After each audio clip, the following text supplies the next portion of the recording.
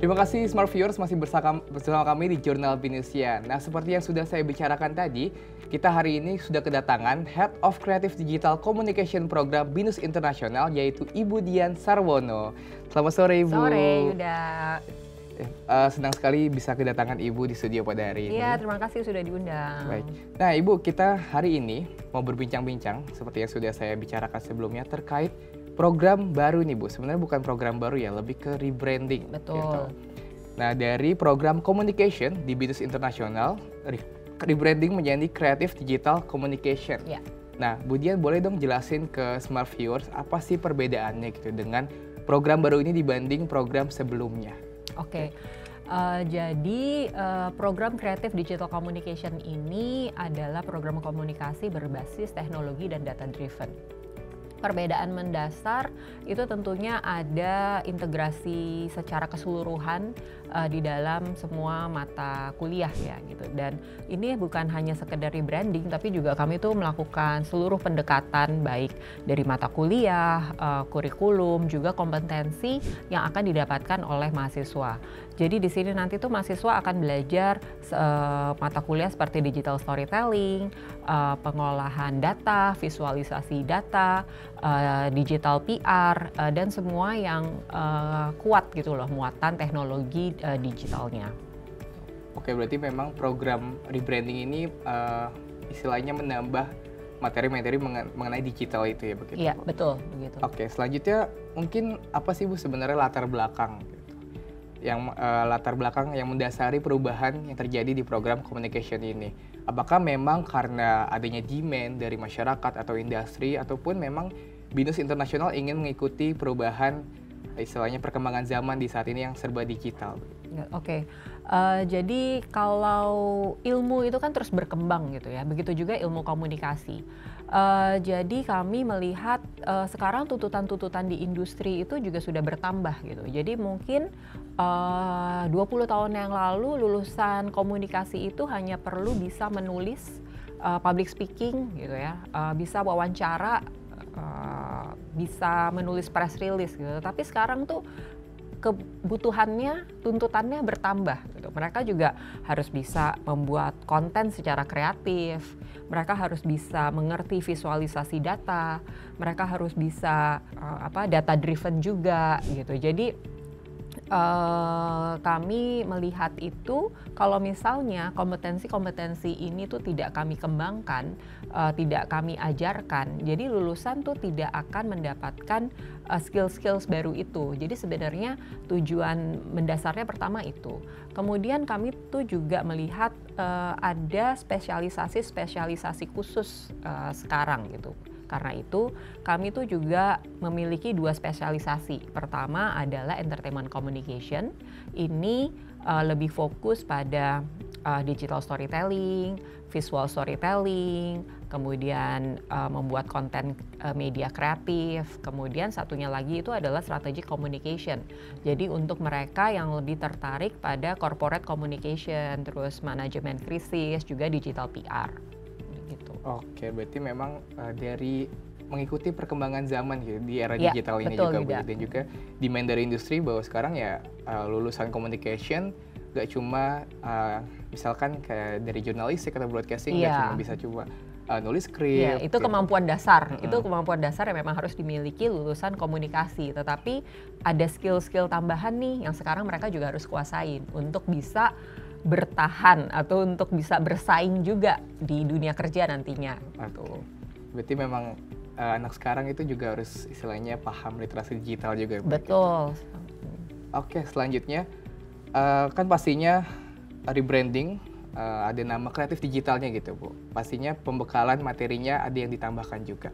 Nah, apa saja sih Bu materi atau pembekalan yang diberikan kepada mahasiswa program jurusan Creative Digital Communication ini? Dan sebenarnya bagaimana sih lulusan program ini tuh berbeda dengan lulusan dari program komunikasi konvensional yang sudah ada di BINUS pada umumnya? Oke. Pertama mata kuliah itu tuh lebih berintegrasi dengan teknologi dan muatan digitalnya tuh banyak gitu. Kemudian sekarang itu tidak bisa hanya teori gitu ya. Jadi dari project-project itu juga kami sesuaikan yang mirip dengan project-project yang dilakukan di industri gitu. Kami juga bekerja sama dengan beberapa industri dan beberapa expert juga untuk menjadi dosen tamu di kelas, dan project-projectnya itu juga seperti misalnya mereka membuat campaign gitu ya, digital campaign. Itu kami mengundang industri bukan hanya sebagai dosen tamu, tetapi juga mereka yang akan menilai hasil dari project tersebut. Jadi mahasiswa itu juga tahu sebenarnya ekspektasi sebenarnya dari industri itu tuh bagaimana sih gitu. Jadi kalau misalnya cuma dari dosen, ya mereka kayaknya ya udahlah dari dosen gitu ya. Tapi kalau misalnya ada expert dari industri langsung yang kami libatkan, itu mereka akan lebih tertantang gitu loh untuk melakukan project-project tersebut. Selain itu juga mereka akan melakukan magang gitu juga dengan perusahaan-perusahaan atau industri-industri yang sudah bekerja sama dengan kami, yang merupakan juga industri atau perusahaan-perusahaan global gitu ya. Tentunya kami berharap lulusan ini memiliki hard skill ya, basic knowledge sebagai lulusan komunikasi, juga soft skills tambahan untuk mereka nantinya bersaing gitu loh di dunia nyata. Oke, memang berarti salah satunya tadi ya mengundang industri langsung gitu. Betul. Lewat project-project seperti membuat campaign biar mahasiswa tuh lebih paham langsung akan industri. Iya, benar. Karena kan kalau misalnya tugas kuliah misalnya sekarang tuh nggak bisa hanya menulis essay gitu. Tetapi karena mungkin nanti di industri mereka nggak disuruh nulis essay gitu. Jadi industri itu tuntutannya mereka kalau misalnya menulis harus menulis apa sih gitu. Jadi daripada kalau dari dosennya aja mungkin mereka udah kurang tertantang, kita ajak deh industrinya biar mereka juga belajar langsung. Oke, baik. Kemudian selanjutnya ngomongin soal potensi karir nih Bu, profesi. Sebenarnya potensi karir apa sih yang bisa digeluti oleh para lulusan yang mengikuti program jurusan Creative Digital Communication ini gitu? Oke, sebenarnya untuk lulusan komunikasi sendiri kesempatan karirnya itu terbuka sangat luas ya, karena semua industri, semua perusahaan sekarang pasti membutuhkan lulusan komunikasi, ahli komunikasi gitu ya. Tetapi lulusan komunikasi sekarang itu mereka juga harus punya spesialisasi khusus gitu ya. Jadi misalnya mereka tertarik di PR gitu. Jadi spesialisasi di PR ini apa sih yang sekarang di industri butuhkan? Apa sih yang mereka harus kuasain gitu. Misalnya mereka harus bisa nih menguasai digital PR gitu. Kemudian di digital PR itu apa yang mereka butuhkan gitu. Atau misalnya yang lebih tertarik ke media gitu. Di luar sana banyak nih jurnalis gitu, tetapi dia itu spesialisasinya apa gitu. Misalnya yang sedang tren itu sekarang adalah sustainability gitu.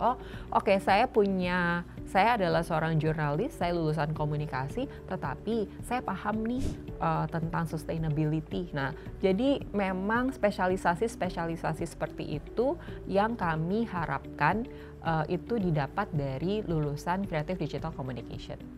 Oke, berarti istilahnya lebih spesifik gitu ya? Iya, betul. Nggak cuma lulusan That's komunikasi, specific. tapi secara general tapi lebih spesifik. Maunya istilahnya minatnya di bidang apa? Iya, gitu. betul. Oke, mungkin terakhir Ibu gitu. Selaku Head of Program dari Creative Digital Communication ini, bagaimana sih pandangan Ibu terhadap rebranding ini dan juga harapan ke depannya pastinya, khususnya bagi lulusan nanti? Oke, harapannya tentunya banyak yang tertarik dengan program Creative Digital Communication ini gitu ya, karena kami tuh juga menawarkan program double degree gitu. Jadi kami punya 2 partner di Australia.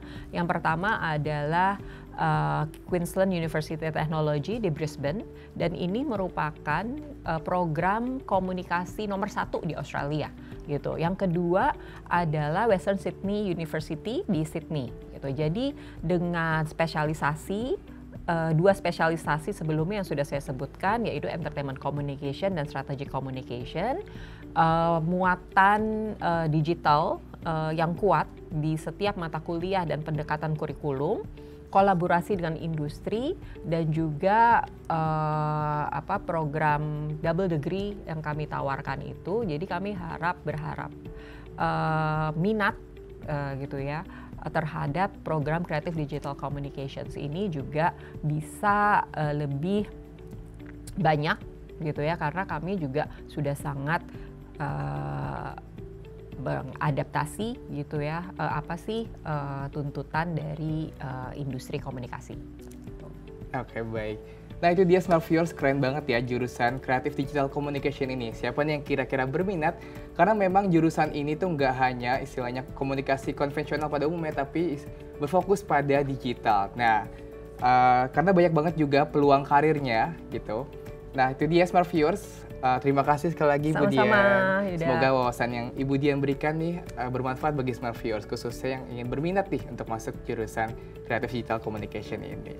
Baik, jangan kemana-mana dulu Smart Viewers, karena sesaat lagi kita masih akan menyajikan informasi menarik lainnya. Jadi stay tune di Jurnal Binus ya.